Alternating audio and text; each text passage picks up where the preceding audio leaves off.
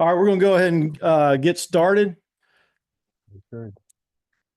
I put a few links in the chat box if you want some additional information or more in-depth information on some of the stuff we're covering today. But welcome back to Hydroponics 101. This is kind of an in-service training for extension agents. If you missed it last time, this is part of a project called GRACE, which stands for Green Reimagining of Agriculture in Controlled Environments. And the project focuses on reducing carbon in greenhouse production, carbon usage, and that mainly revolves around energy. That's where a lot of our carbon comes from. So this grant's about reducing energy costs, and it's funded through USDA NIFA. It's a SAS project, and it's a multi-state project. We've got Auburn University, University of Florida, Michigan State, and Tuskegee University. So, each of these universities are doing a lot of research in reducing, the energy costs surrounding greenhouse vegetable production. But I'm Jeremy Pickens with Auburn University, and I've got Bob Hockmuth and Wanda Laughlin with the University of Florida, and we're covering the extension component of this project. And that is a lot of that is going to be agent training. So today we're talking about lettuce production, hydroponic lettuce production. There's going to be two major production systems we're going to go over. We're going to talk about just kind of general how to grow lettuce hydroponically, some considerations for system design and construction, real brief, just some general cost of production. And then Bob's going to finish it up with some cool research they're doing down in Florida on producing lettuce 12 months out of the year, including the summertime. So a lot of that, how to deal with that summer heat. So when we're talking about lettuce or leafy greens, we're talking about short crop here, 30 to 35 days. And that's really what we're looking for, is the shortest crop as possible. And you can kind of think of that greenhouse or that space that lettuce is occupying like a table at a restaurant. You want to turn over that table as many times as you can to make as much money as you can, because all this stuff's costing us money, and we got to pay those bills. So when we're talking about lettuce, we're talking about a leaf or a bib type lettuce. We're not really talking about heading types lettuce like iceberg or the large romaines because they take too long. And so we want that short crop. And these leaf and bib type lettuces, like I said, they're pretty short, 30 days generally.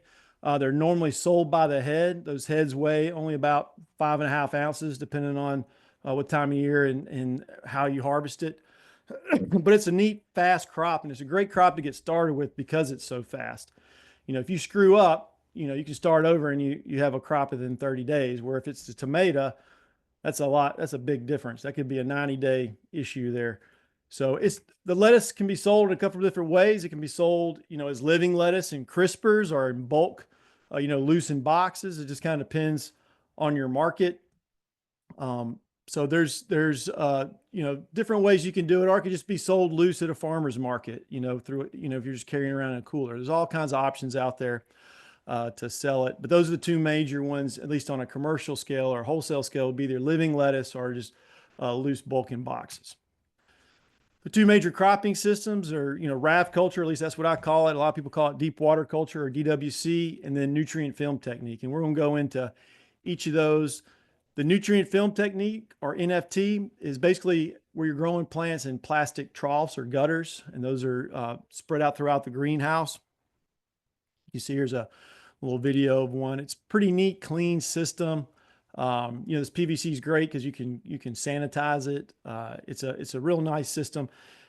These troughs, they don't fill up with water. We're just pumping this thin film of water through the trough constantly. It's probably less than 1/8 of an inch.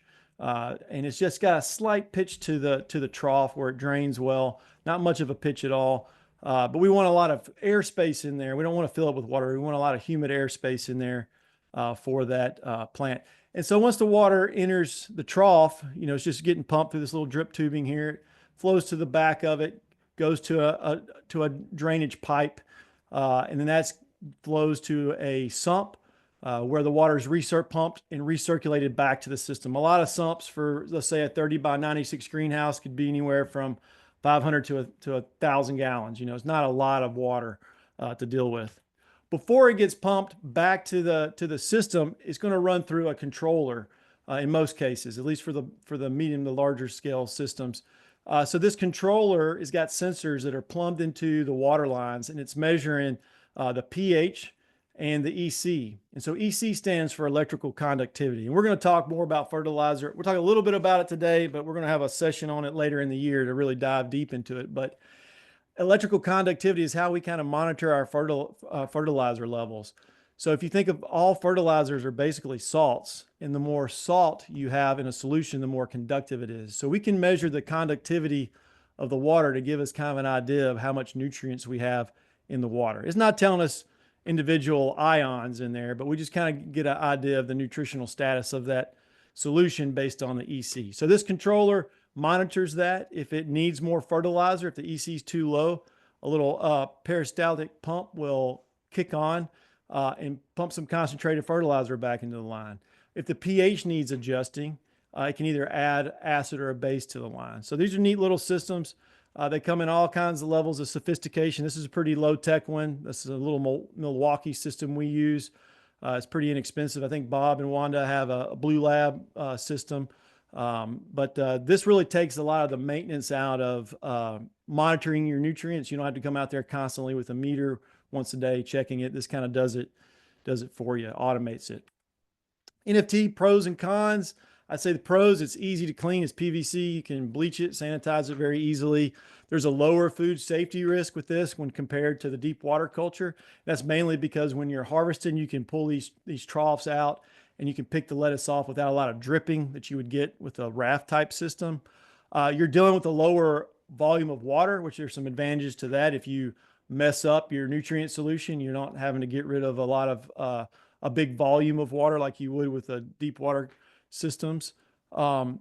Say cons, it's expensive, maybe $10,000 to $15,000 for a 30 by 96 house to get outfitted with it. Another con would be the root zone temperature is not buffered very well because it's basically going to be the same temperature as the air temperature. Bob's going to talk about some ways to modify that later on in the talk. Another issue with these NFT systems, if pump failures or power outages, you don't have a lot of buffer because it's not holding much water at all. You can see here, this is where, the power went out. They didn't have a generator or a backup type system, and they lost a lot of their product. So that would be the negatives of that. The deep water culture system, a lot of people like to get started with this. You can do this on any scale, any kiddie pool in your backyard, a coffee can, or a full-size greenhouse. It's a pretty neat system. You're just basically floating your plants on top of a nutrient solution using a foam raft of some type. These plants, they need oxygen just as much as they need water. A lot of people don't realize that, but when you just put plant roots straight in the water, it can't breathe. So we have to provide that oxygen in a couple different ways. One way is to aerate the water. So folks will use a regenerative blower like you see here in the bottom left corner. They'll pump air through pipes. It gets diffused through air stones, kind of like you'd have in an aquarium, but much larger. And that gives you a lot of small bubbles. The smaller the bubble, the more oxygen is going to get diffused in the water. And also the depth of the tank can be really important with this. If it's too shallow, you're going to get very large bubbles because you don't have a lot of hydrostatic pressure pushing down on those bubbles. So they get big and it can cause a lot of splashing. When you get splashing with all this fertilizer on your rafts, you get algae, so you kind of want, if you're going to use aeration, it kind of needs to be a certain depth. The deeper, the better in some regards, but that's also a large volume of water you got to deal with. Some people have just pumps where they recirculate the water and they may inject oxygen with a venturi. There's also a method called the Cracky method where you put an airspace between the raft and the water surface or the nutrient solution surface, and the roots will differentiate. You can get roots that take in air and then roots that take in water. You can also accomplish this by using, like a net pot or a larger root ball that's not sitting in the water and maybe just above the water. You can get a lot of those air roots in that case as well. Deep water culture, pros and cons. It's less expensive. You can build a system, that same 30 by 96 structure for $4,000 or $5,000. That large volume of water kind of buffers temperatures in the winter. Especially if you're aerating, you're pumping in hot air into that water, and that water stays warmer longer than it would in an NFT system. There's less risk of problems with a power outage because the plants are sitting in the nutrient solution. I'd say cons, there's a higher food safety risk associated with this because when you're harvesting, a lot of times you're going to, depending on your system, you may have to move those rafts out of the water to harvest. And when you do, you're going to get a lot of dripping, so you have to be real careful when you harvest that you're not dripping that nutrient solution onto the crop, the next crop, neighboring crop. That's where we can spread a lot of human pathogens that way. I'd say another con would be that larger volume of water can be a pain to deal with. If you're having to drain a tank, I mean, we could talk of it could be 10,000 gallons in that greenhouse, and when you got to drain it, you got to do something with it. So you got all this nutrient laden water. There's only so many times you can pump that in the ditch before you got blue babies or you're turning your neighbor's pond green. So we don't want to be dumping all this nutrient laden water in there. So what are you going to do with it? Um, so that can be, and if you mess up your nutrient solution, you miscalculate your fertilizer and you need to start over, that's a lot of fertilizer to deal with. These systems are also harder to clean. That's a big negative for me is there's a lot of porous material in this that it won't wipe off. Also, you can get a lot of detritus, dead roots and stuff accumulating in that water column or in the bottom of the bed over time. And so it's a little harder to clean, but on the other side, it's a lot cheaper. So a lot of people like this because of the lower expense. So let's talk about how you grow lettuce. We're going to start off with the seedling. We don't directly sow our seeds into the system. That'd be a waste of time. A seedling transplant is going to be about 2 weeks. So by growing it in a small nursery outside of the system, I can shave off 2 weeks of production in my more expensive real estate, my production area. So we're going to be growing that transplant or seedling in some type of media. So that's going to be either a cube type media, which would be Oasis or Rockwool. You can see those in the middle picture there. Oasis is the brown material. It's very similar, or it's almost the same as what they use in some of the florists used with silk flowers, where they stick it in that foam cube. It's a little less dense than that. Same concept. The Rockwool is made from molten rocks. Both of these come in sheets that are 10 by 20. They fit in a normal nursery flat. All the cubes have a hole drilled in it where you just drop a seed. These cubes are also perforated. So once you get ready to transplant, all you got to do is pop that cube out of the sheet and you can plant it directly into your system, as you see on that picture on the far left.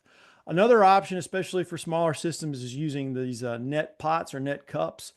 You can put a media in there, like a potting mix in there. If you do that, you don't want the whole thing to be submerged in water. You just want the bottom of that net pot touching the water surface. Capillary action will pull that water up into that, keep that root ball moist. Or you can put a cube media in there. One of the benefits of these net pots is you can put a larger transplant into your system, and you may shave off an extra week or two, depending on how it's set up. So there's some benefits to that, but dealing with the net cups, you got to do something with them. It's kind of hard to reuse. But some smaller systems, folks like to use that. When we're getting seed, you really want to get pelletized seed. And so this is seed. You can see in the bottom left-hand corner how small lettuce seed actually is. It's very hard to deal with your hands. So you can buy pelletized seeds. It's been encapsulated in a kind of a clay prill. It's easier to handle. Also, it's easier to mechanize seeding. They have some seeding systems, vacuum type seeders, that work really well with these pelletized seeds. So when you're looking for seeds in a catalog, you want to look for pelletized seeds. The transplant itself, the seedling, typically is going to take about 2 weeks, and you want 2 to 4 true leaves on it before you go and put it into the system. And I ask people often which of these lettuce would grow the fastest, and a lot of people would pick the larger ones, but actually the one second from the right is going to be probably our best seedling there, because you can see all the roots on these other transplants, the larger ones. They get big and all their roots grow into the neighboring cells. And so when I go to try to use a big one like this, I'm breaking off like 80% of the roots, and a lot of times they'll wilt. They get increased disease pressure, or they'll kind of flop over like you see in the left-hand picture there, and it's not very marketable. So that smaller seedling, about 2, 3 true leaves, a little bit of root on the bottom. That's pretty much ideal. And that generally takes about 2 weeks to produce. All right, as far as fertilization goes, I'm not going to go into this too deep because we're going to have a webinar just on fertilizer later on in the year. But typically for lettuce, you want 130 to 150 parts per million nitrogen. That parts per million, it's not important that you know that now, but it's just a unit or a rate, just kind of like pounds per acre. Part per million means milligrams per liter. It's not important that you know that at the moment. But this fertilizer comes in two parts. You got a part A and a part B. Your part A is going to have a little bit of nitrogen in it and almost everything else except calcium. And we're going to mix that in at about 30 to 50 parts per million nitrogen, and all the other nutrients kind of fall into place. Part B is primarily calcium nitrate. We can't mix part A and part B together and concentrate, or things are going to fall out of solution. So if you're using an NFT system, these had to be injected separately. If you're using a raft or a deep water culture system, you need to dissolve one and then dissolve the other one so you don't have stuff falling out of solution. You also need some Epsom salt in there. That's going to provide your magnesium. You can buy that locally at a feed store, and that can get mixed into the part B solution. Your electrical conductivity readings, so what you're monitoring just to see what your fertilizer level is going to be 1.1 to 2 micromoles or millisiemens. The units don't matter. Just know that's going to be 1.1 to 2 is typically a good range for that. And Bob's going to talk about how you might want to adjust that based on seasonality a little bit later. If you want more information on fertilizer rates, these are two great books that you can find on Amazon. Another great publication that I learned a lot, taught myself a lot about fertilizer was this one from University of Florida. I believe this is Bob's brother that produced this, and the link for this is in the chat box. So heating and cooling during the daytime in the winter, that's what we're mainly concerned about. We're trying to keep it 75 degrees and 65 at night. That would be optimum, but optimum doesn't always mean best because that costs a lot of money. You can grow lettuce at a much lower temperature at night than you can a lot of other crops. I mean, it's a cool season crop and it can grow just fine. I know some guys that grow it around 50, 55 and they do well at that. Summer, you just try to cool it as best you can. You got what you got. You want a greenhouse that's designed well, that it ventilates well. But you really don't have a lot of control over it other than that. Now, Bob's going to talk about some ways to control that they've been working with down in Florida. Pretty much everywhere you're going to need a shade cloth in the summer. And most of Alabama will be putting a 50% shade cloth on from May to October, generally. It may differ depending on what's end of the state you're on. Like I said earlier, Bob's going to talk a little bit more about growing lettuce through the summer. The crop cycle, again, 2-week-old seedlings. Then we got about 30 days in the system. If you quarter your greenhouse and you're working off this 30 days, you can pretty much harvest and replant a quarter of your greenhouse every week. So on a 30 by 96 greenhouse, that'd be about 1,200 heads of wet lettuce every week that you could harvest. So it's a very fast, really efficient system. Both January and February, at least in Alabama and probably north, you're going to get increased production time in January and February because of low light levels. Some people ask me if supplemental light is beneficial. I don't know if you're going to get a return on investment on it. I would just kind of grit my teeth and get by with a lower production time. But it is January and February. It does slow down a little bit just because of those light levels. So how do you build one of these? Super easy to build a raft system. You just need something that holds water. But if you're buying a greenhouse or one of your clients is looking at buying a greenhouse, they really need to think about how they lay that out.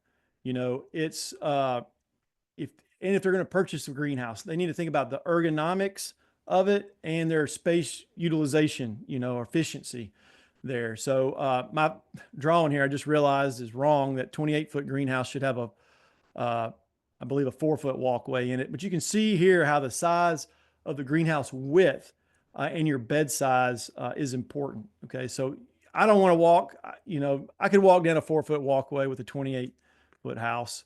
I think I've had a house that's 30 foot, wide with a 6-foot walkway. it was comfortable walking down the middle, but you can see it. I built it up that's the one in the top left corner there. I couldn't access the lettuce on the sidewalls. I had to like float it to me or something, and it wasn't really didn't work very well. Wasn't ergonomic at all. Probably the most ergonomic one would be the 35-foot house with the 3-foot walkways, and you have 8-foot wide beds. So you can have a lot of access to your crop. But they need to sit down with a piece of paper and really do some planning there. And you really want your beds to be on 4-foot increments, and that's because most of the foam rafts you buy are going to be 4x8. So you want everything to be in 4-foot increments, so you're not having to do a lot of trimming and you have a lot of waste to that styrofoam. And you really want to design it right. You don't want a lot of gaps in your system and build it correctly. The more exposure or where that nutrient solution gets exposed to light, the more algae you're going to have. And that just makes a mess and makes for a lot of unmarketable lettuce if it's covered in slime. So if you're building a bed, you can build these anywhere from 6 to 16 inches deep. Well, you can build it as deep as you want, really. It's just a lot of more money to put fertilizer in it.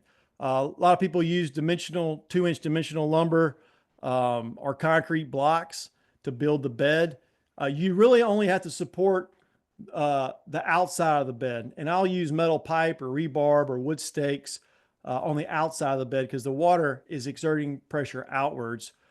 You're going to probably use an HDPE liner. 20 millimeters is a good size or good thickness. It's pretty tough.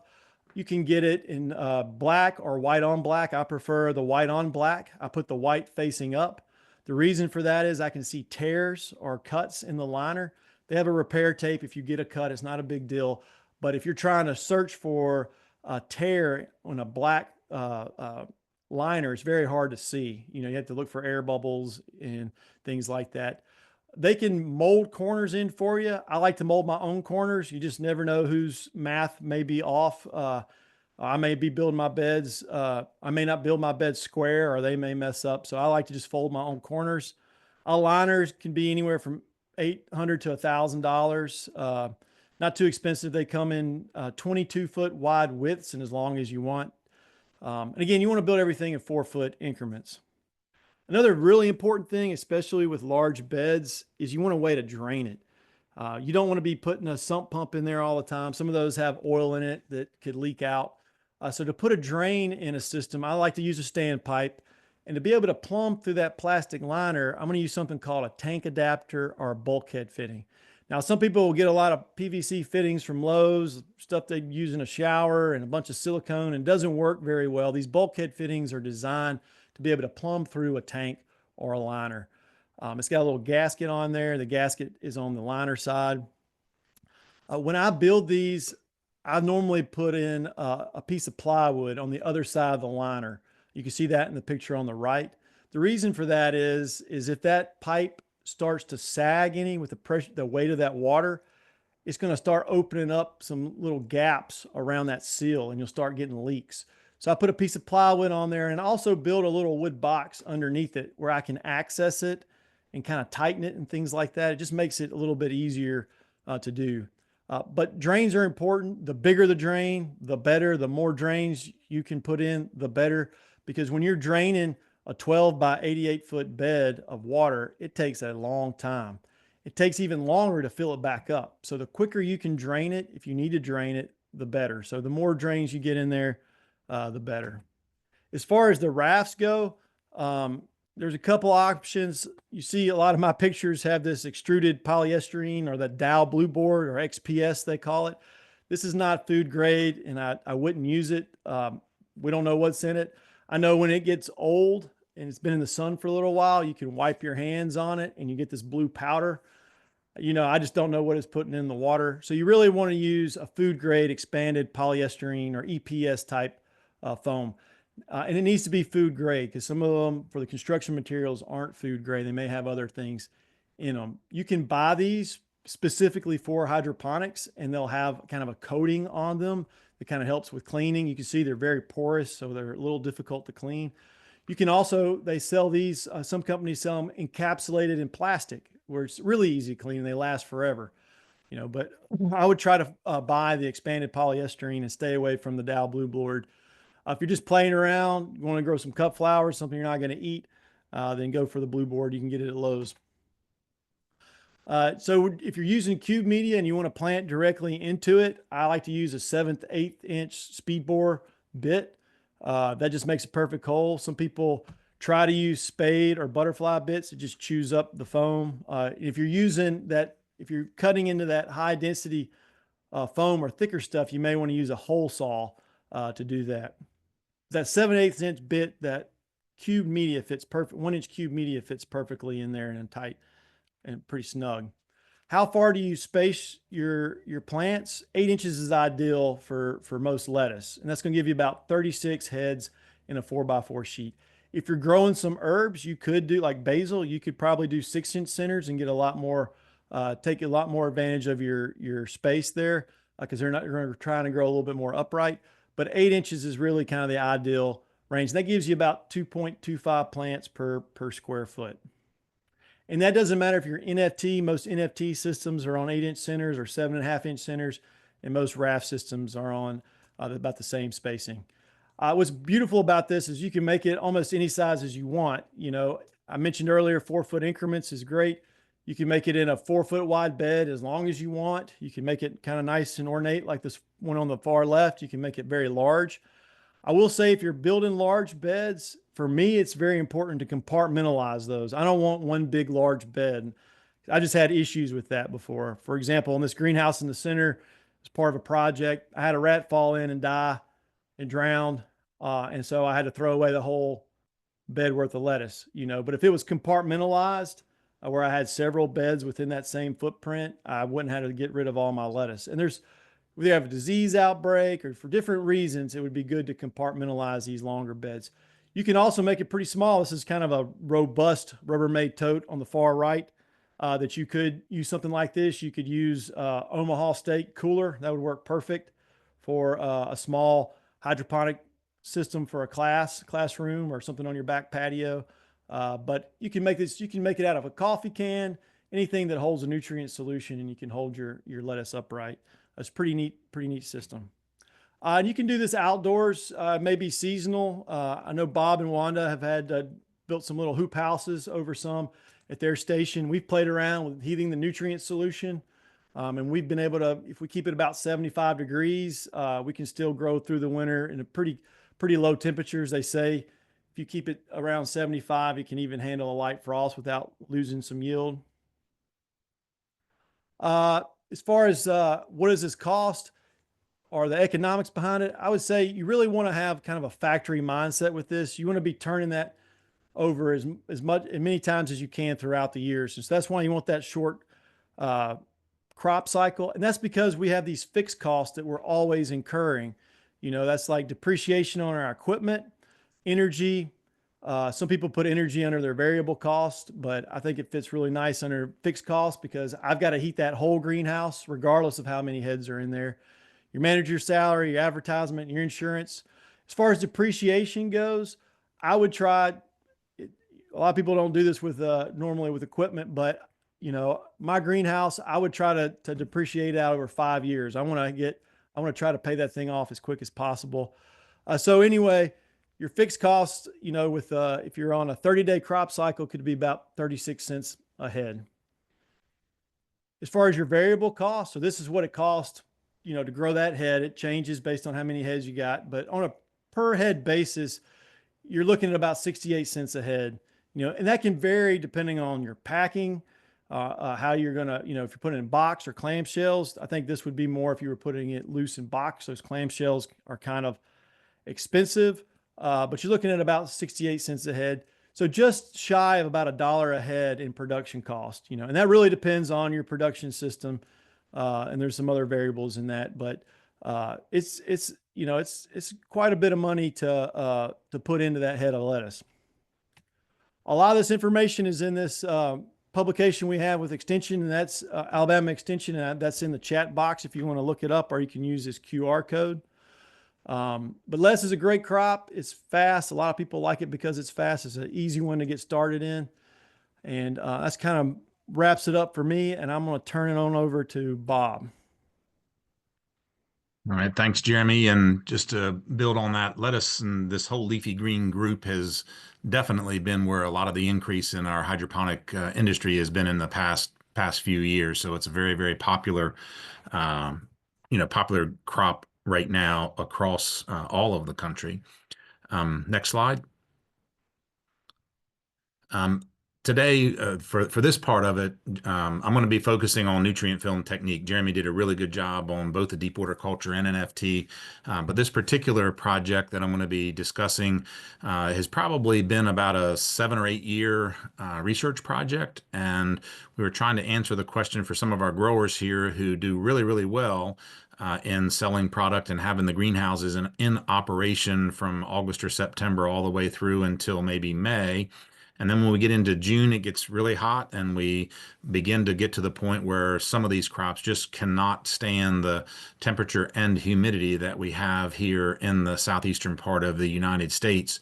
So in many cases, these growers, small growers in particular, who are selling direct to consumers, know that the consumers don't want them to go away over the summer. So what is it that they could grow in these greenhouses through the summer and still be able to maintain the market? That's sort of the basis of this question. Next slide.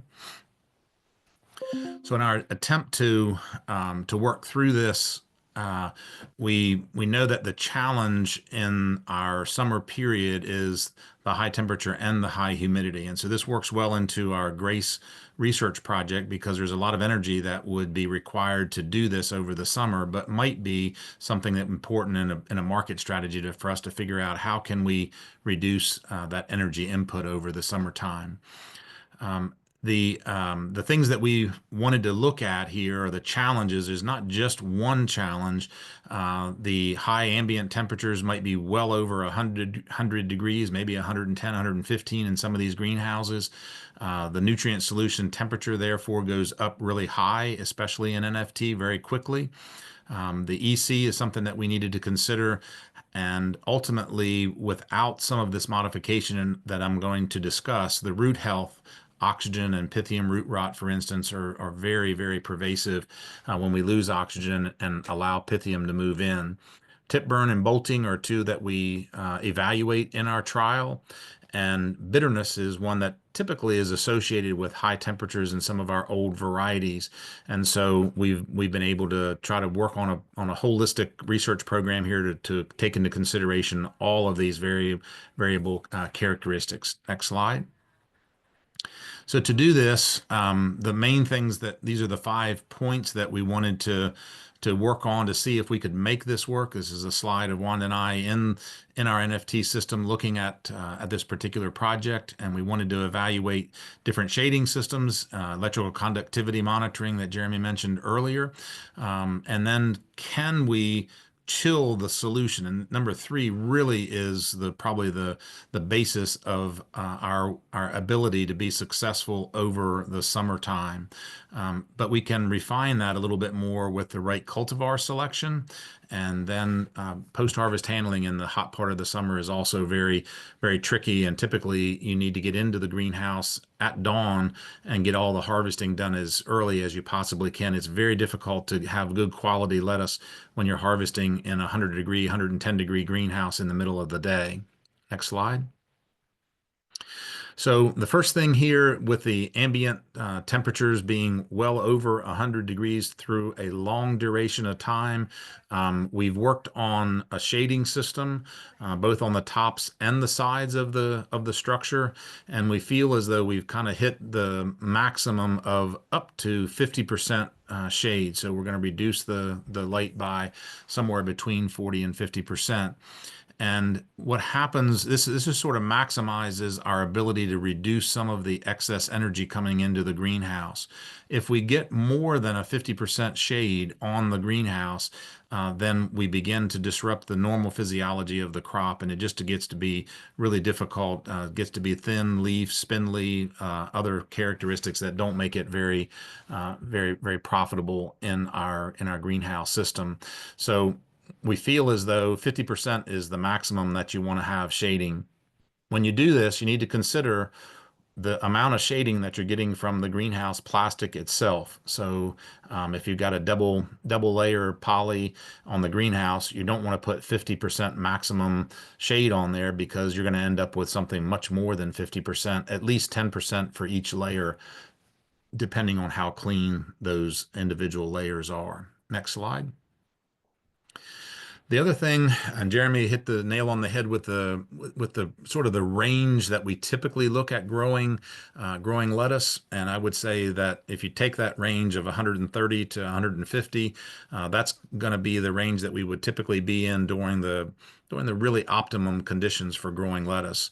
However, in the summertime, we're not at that optimum level. So we would drop that minimum, especially I'm going to focus on nitrogen now, but we would drop that minimum level of nitrogen down from, say, 130 to something more like maybe even 100. And I don't want to give a final answer, but depending on where you are, the amount of shading that you have, the variety that you're using will dictate this. But you can see that our blue lab here was, which monitors the system, we were targeting a pH of around 5.8, and the EC that we were doing over the summertime drops down to about 1.2.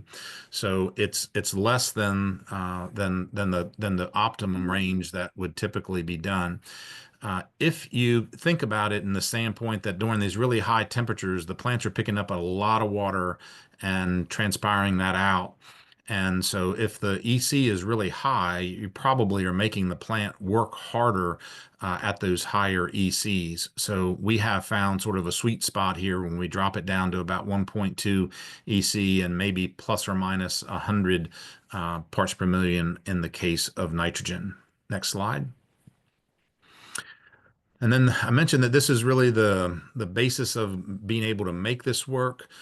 Even if we have the proper shading and we lower the EC, we're still not going to be successful as we need to be. So we have installed this chilling unit, which when the nutrient solution comes back to the sump tank, which is this big plastic container in the bottom of the picture here, we would then have it, when it's pumped out of there, to go through that little chilling unit, which looks like a window air conditioner on the left-hand side.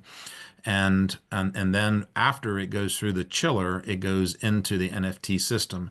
So even though we have ambient temperatures of well over 100 degrees, as long as we can keep that root system down in the low 70s, at least for the majority of the day, that we've been successful in growing really high quality lettuce through the summertime, even in those really high temperatures. And you can see here on the lower left, that chiller is maintaining it at about 72.3, and the peak effort for the chiller is going to be late in the afternoon, 3, 4, 5 o'clock on a summer day. That's when it's really working hard to be able to maintain that.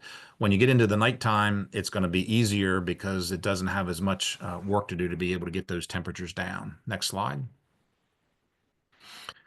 The other thing that has been really fun for us over here, we have an amazing lettuce breeder, Dr. Herman Sandoya, and he's housed at the research center in Belglade and works a lot with the field lettuce industry. But we've been able to partner with him and provide opportunities for some of his breeding lines to be tested in a greenhouse environment. And in particular, most of our work with him has been in NFT, not only NFT, but mainly has been in our NFT system. And the way that I think about this, a lot of times when you go to a field variety, if it's small, it's got something going on with it, it might not work in the field, but it might be just perfect for what we're looking for in the greenhouse environment. So we have been evaluating hundreds, literally, of different varieties and different lines over the past few years here, and have been the site hosting the lettuce breeding work for Dr. Herman Sandoya. And the characteristics on the left-hand side are what we're evaluating for, and so all of those go into our variety evaluations. Next slide. One of the main things in the summertime is tip burn. A lot of the traditional varieties that have been used are very susceptible to tip burn under really high temperatures, very rapid growth rates, and this is a calcium related problem. It doesn't necessarily mean that there's not enough calcium in the nutrient solution, but oftentimes this tip burn will be on the center of the head. And so, like the picture on the left-hand side, you get a lot of transpiration and therefore a lot of movement of calcium into those outer leaves, but in the inside, it's not pulling much because it's not transpiring as much there. And when it does not transpire as much, it does not pick up calcium. And this is a whole lecture on it in and of itself, other than to tell you that calcium operates very differently than any other of the nutrients, in that it has to be picked up in the water stream and it has to be picked up on healthy root tips. So tip burn is a very common problem, perhaps one of the most problematic issues in the summertime. Next slide. The next problem that we would typically be associating with the hot part of the year is bolting, and this is where the main stem begins to elongate into a flower stalk much earlier than we really want it to or need it to do. And this is another one of the characteristics that the breeding programs here, we've been able to find cultivars right beside ones that are really struggling with this to do really, really well. And so that's the purpose of those variety or breeding line evaluations. But tip burn and bolting are the main two things that we're after. Next slide. The other thing that we wanted to do was to be able to try to find out, even though we can grow a nice looking head, what does it taste like? Do we still carry this bitterness through the summertime, regardless of what the quality of the head is like?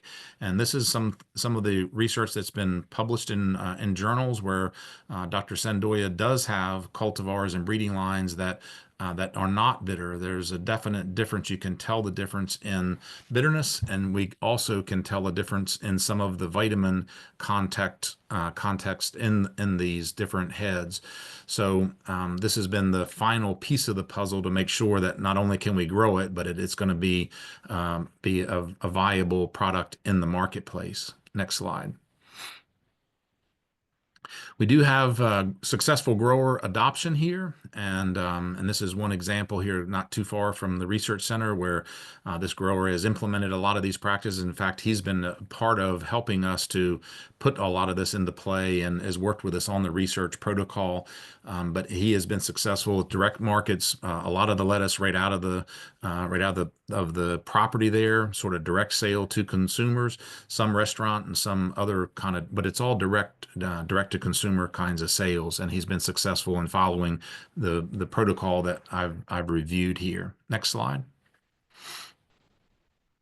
So just in summary, these are the main points that are to take home here, that you've got to get the shading right. You got to not push them with too high of an EC, and you're going to have the nutrient solution temperature that's going to have to be reduced down in the 70s. Picking the right cultivar, series of cultivars that will work well for us here. By the way, the Salanovas as a group are pretty tolerant of this period in the middle of the summer, but there's a number of other varieties that do well also. And then the post-harvest handling is really important to maintain that quality once we get the product harvested, typically expecting to get the harvesting done really, really early in the morning. And I think, Jeremy, go to the next slide perhaps, but I think that'll finish it up for me. Yep. Great. Well, thanks, Bob. That was interesting. And I'm going to throw up a poll. And while we're doing the poll, we'll just open it up for questions. But if you would please do the poll. We're all extension folks. We know we got to do those evaluations, so it'd be a big help to us. So launch that.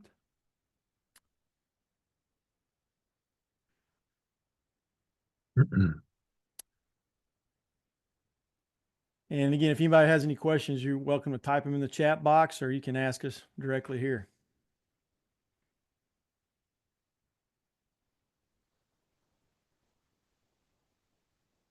Jeremy, just a comment while they're filling out this thing. I think, a lot of the folks here that might have audiences, they're working with youth and schools and other kinds of things. This particular area, especially with some of the smaller deep water culture kinds of systems is really, really good, a 5 gallon bucket. But I think we found this to be a really good way to interact with our educational programs with different audiences, master gardeners, youth, school systems, things along those lines. So there's a lot of this that can be adapted from the commercial target that you and I are mostly working with. But we made a lot of hay out of our extension programs with going with these other audiences. They love it. Oh, I'm sure. Yeah. Yeah. I think, and what's that? There's I forgot her name. I think around Orlando that had a bucket, publication or, Yeah, Hannah Wooten. She's been married, but Hannah's done really, really well with building a lot of that around her extension efforts and programs. do you remember the name of that program? It was, Um, set it and forget it or Set it and something. forget it. I think something like that. Wanda might be able to clean it up for us a Yes, little bit. set it and forget it. That's what she calls it. Okay. Yeah. If y'all want to Google set it and forget it, that's a good example of how you could take this to schools and just, different type of clientele than the commercial, but a lot of times that's, you can get a lot, larger audience, through some of those avenues, like Bob was saying. Yeah, I Okay, so think we got a question from Deepak. How do you manage microbial diseases? That's a tough one. I know some folks have some UV filtration in their NFT systems. I think it's a little more difficult in a deep water system, especially if it's real turgid, water with that UV. I don't know of any. I've played around with some sanitizers and I burn up a lot of lettuce. I don't know, Bob. What's yeah. your experience? Yeah, no, this is a tough area. I think the first thing is to try to make sure that you got a good rooting environment. The more oxygen that we can provide, if you don't have the oxygen in especially in the deep water culture deal, it's going to be really, really hard to not have something come in secondarily. So if we're talking about microbial diseases, things like Pythium and those kinds of deals, they are really difficult to manage. We don't have a lot of fungicides that are labeled for this particular use. So that does limit us a little bit. So I think we have to get back to making sure that we've got the best potential rooting environment that we possibly can. In some cases, there is sort of some oxygenating products that can be used to help with that. But it is a really difficult deal. And so I would say this in the spirit of the question, it's got to be preventative. If we think about this trying to do something curative, I can assure you that that's not going to work. So trying to set up the best environment that you possibly can is really, really important. Yeah, I can speak to. I've had when I dealt with Pythium, which was a lot in our crummy greenhouses that got too hot. I would uh, I would use a pool shock material after I got rid of I'd have to get rid of the lettuce, and clean it out as best I could, and then I would use a calcium hypochlorite type pool shock that's going to basically just break down into nothing, and then I would bleach my rafts as best I could, and that helped in lowering the inoculum out there. But if you run into something like that, I mean, you really got to clean that system really well, because that Pythium, those O spores are really tough and they hang around for a long time. Uh, Thank you, Jamie. Jamie put up the link to the program we were talking about, the set it and forget it. And then we've got Bob. How much can one chiller handle? Would that Yeah. be in gallons, square feet, etc.? Yeah, it's going to be for the Oh, Wanda gallonage. answered.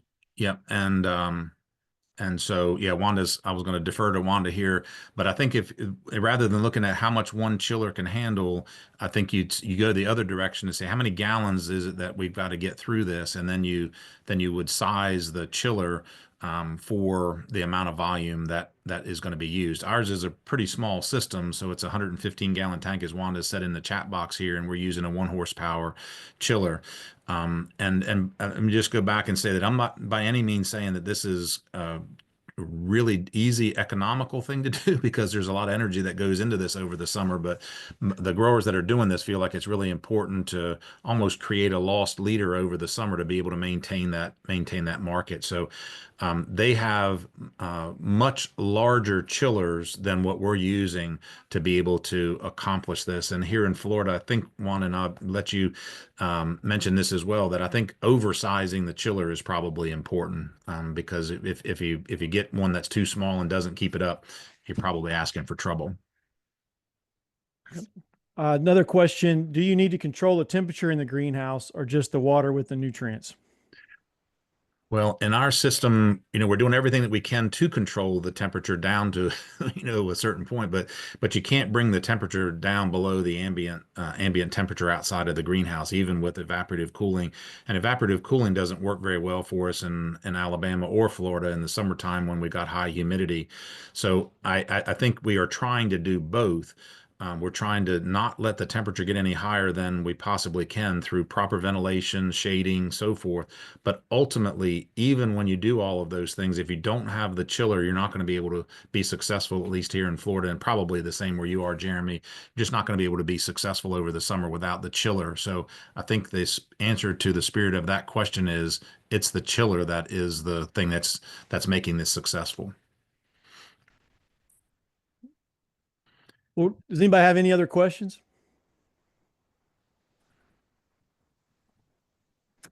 All right, well, great. Well, before we go, I am getting very close to having a place to store these recordings. And so hopefully in the next couple of weeks, we'll have these. If you know of someone that missed it or want to share it, we'll have that posted on a YouTube channel before too much longer. Also, I made mention in the flyer, or we made mention in the flyer about certificate of attendance. I'm working on that too. So I hope to have that sorted out in the next couple of weeks, but we'll have you either a certificate for the whole series or one per session or what. I'm not real sure yet, but it'll happen here in the next couple of weeks. So. And Jeremy, well, just a preview, just to say the next 2 months we'll have tomatoes and cucumbers. So those are the topics that are going to be starting with lettuce, and then we'll get into things like tomatoes and cucumbers, more of the high wire types of crops as we move forward. So that's a preview for the next 2 months. Absolutely. Thanks, Bob. Well, all right, folks. Well, thank you. Y'all have a good afternoon. Thank you, Jeremy.